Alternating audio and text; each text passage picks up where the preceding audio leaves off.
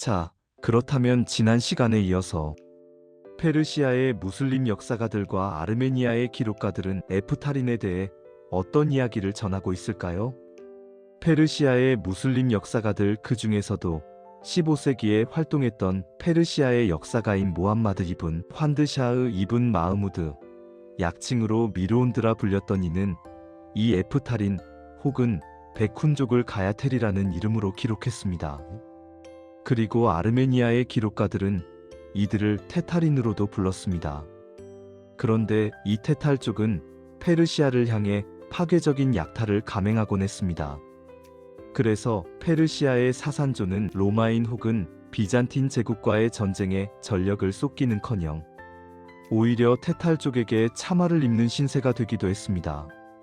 아르메니아의 기록은 또한 에프탈족이 때때로 사산조의 권력에 순종하고 이들의 요구를 이행하기도 했다는 상반된 정세를 전하기도 합니다. 그에 따르면 사산조 페르시아 호르미즈드 2세의 아들인 샤프루 2세의 통치 시절인 350년에 수많은 하자르족이 데르벤트 지방, 그러니까 카스피의 서부 해안에 있는 데캅카스 산맥의 동부 기슭 지역에 있는 조르라는 길을 통과하여 아르메니아로 몰래 잠입했습니다. 여기서의 하자르족은 캅카스와 볼가강 및 돈강의 중간지대를 본거지로 하는 100개 유목민족을 가리킵니다.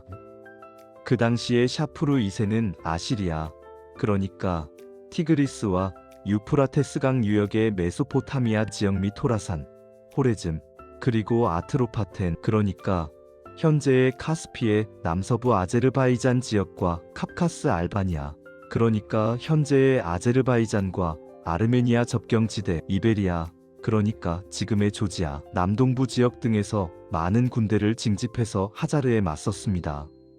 18세기 프랑스의 동양학자이자 사회학자인 조제프 드 기니는 자신이 서술한 훈족의 역사에서 바로 이러한 에프탈과 사산조의 몇 차례 충돌을 열거한 바 있습니다.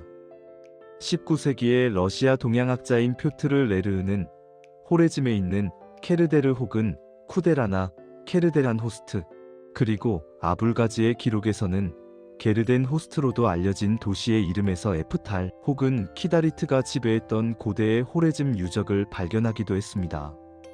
레르흐는 이 도시의 명칭이 키다리트족에게서 나왔으리라 추정했습니다. 베셀롭스키는 이러한 레르흐의 주장이 근거가 없는 것처럼 보여 의심하고 있고, 만약 레르흐의 말이 옳다고 한다면 케르데르가 하나가 아니었다는 의미가 된다고 지적한 바 있습니다. 사실 10세기의 아랍 지리학자인 알마크디시도 두 개의 케르데르에 대해 언급하고 있긴 합니다. 그에 따르면 케르데르 하나는 페르시아어에서 아무다리아강을 가리키는 제2훈강의 우측에 있었고, 다른 하나인 케르데란 캬스는 그 좌안에 있었다고 합니다. 그런데 키다리트족의 이름은 과거 말라야 오르다 혹은 소오르다의 키르기즈족, 그러니까 현재의 카자흐족에게도 보존되어 있습니다. 알려진 것처럼 소오르다의 카자흐족은 세 개의 부족으로 나뉘는데 그들 중 하나인 세미로드스크 부족의 한 가문은 케르델이라는 이름을 가지고 있었기 때문입니다. 어찌됐든 5세기와 6세기에 동로마 혹은 비잔틴 제국과 페르시아 사이에 있었던 일부의 충돌들 덕분에 현재의 역사가들은 비잔틴 제국의 기록에 보존된 호레즘에 관한 여러 중요한 정보를 확보할 수 있는 행운을 누리고 있습니다. 먼저 서기 465년에 비잔틴 제국의 역사가인 파니움의 프리스쿠스는 사산조 페르시아의 황제인 페로즈 1세가 훈키다리트 혹은 키다라 흉노와 전쟁을 시작한 내용을 전하고 있습니다. 이 전쟁의 이유는 에프탈족인 키다라 흉노가 그에게 세금을 바치지 않아서였는데, 고대의 파르티아와 페르시아 제국 황제들이 그들에게 세금을 부과했었기 때문입니다. 당시 키다라 흉노의 황제는 페르시아에 대한 세금 지불을 거부했고 오히려 자신의 군대를 소집했습니다. 그는 이후에 이 군대를 자신의 아들인 쿠나에게 자신의 제국과 함께 유산으로 물려주었습니다. 그런데 전쟁에 지친 페르시아가 오히려 군사행동을 중지하고 키다라와 평화조약을 체결하기로 결정합니다. 이 조약을 위해 사산조 페르시아의 페로즈 1세는 키다라 흉노의 쿠나에게 자신의 누이를 보내 혼인시키겠다고 약속했습니다. 당시 쿠나는 아직 젊었고 자식이 없었기에 이 조건으로 평화조약을 맺는데 동의했습니다.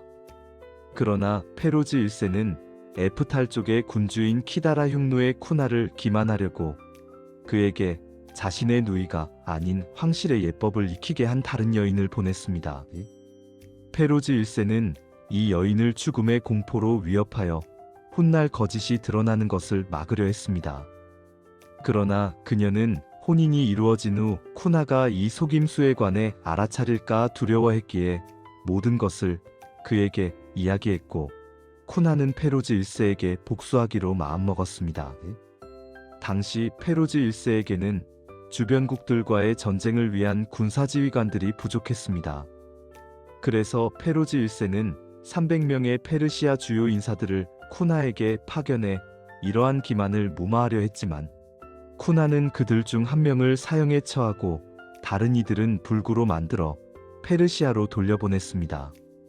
그러면서 쿠나는 이것이 바로 페로즈 1세가 한 기망에 대한 복수라고 선언했고 이로 인해 또다시 양국 사이에는 전쟁의 기운이 불타올랐습니다. 동로마 혹은 비잔틴 제국의 사절인 콘스탄치이가 페르시아에 도착했을 때 사절단은 그곳에서 페로즈 1세를 만날 수 없었습니다. 페로즈 1세가 이미 키다라 흉노를 향한 원정을 떠난 상태였기 때문입니다. 비잔틴의 콘스탄치이는 그의 뒤를 쫓았고 고르그에서 사산조 페르시아의 황제를 따라잡아 그를 아련했습니다. 프리스쿠스가 지적하길 그곳은 셀레니에라고 불렸는데 페르시아인이 자신의 진영으로 삼았던 곳이라고 했습니다. 그리고 프리스쿠스는 468년 즈음에 전하길 페르시아 사절이 비잔틴에게 페르시아가 키다라 흉노에게 승리를 거두었다는 내용을 전했습니다. 그 사산조의 사절은 페로즈가 키다라의 발라암 시를 포위하고 있다고 덧붙였다고 했습니다. 사실 당시의 상황은 페르시아인이 자신의 행운을 비잔틴 사람들 앞에서 그렇게 뽐낼 만한 것은 아니었습니다. 페르시아의 원정과 관련하여 페로즈 1세는 키다라 흉노 쿠나의 끔찍한 보복이 있은 후에야 원정을 계획했기 때문입니다. 그런데 여기서 발라암이라는 도시는 대체 어디일까요? 호레즘의 어떤 도시가 이 이름에서 유래하는지에 대해 베셀롭스키는 그곳이 호레즘 남부중앙에 있었던 볼로, 그러니까 중국 문헌에 등장하는 볼로가 이 도시이리라 추정했습니다.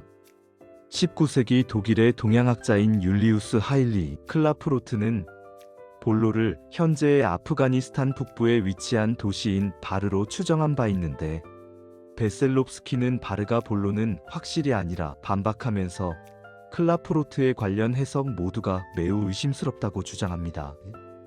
왜냐하면 클라프로트는 사산조 페르시아의 군대가 카스피의 해안 지방인 데르벤트를 거쳐 호레즘으로 갔다고 주장합니다.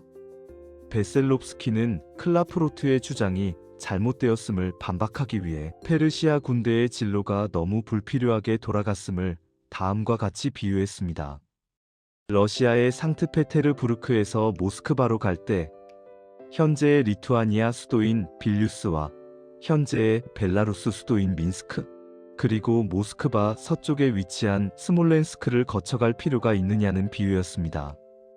이를 다시 한국의 지리로 비유하자면 서울에서 부산을 가려고 전주와 광주, 목포를 거쳐갈 필요가 있겠느냐고 이해하시면 될 것 같습니다.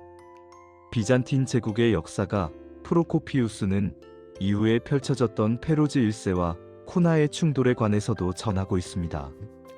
다음 시간에는 프로코피우스가 전하는 사산조 페르시아와 에프탈족인 키다라 흉노가 벌였던 이후의 전쟁 이야기를 계속해 보도록 하겠습니다.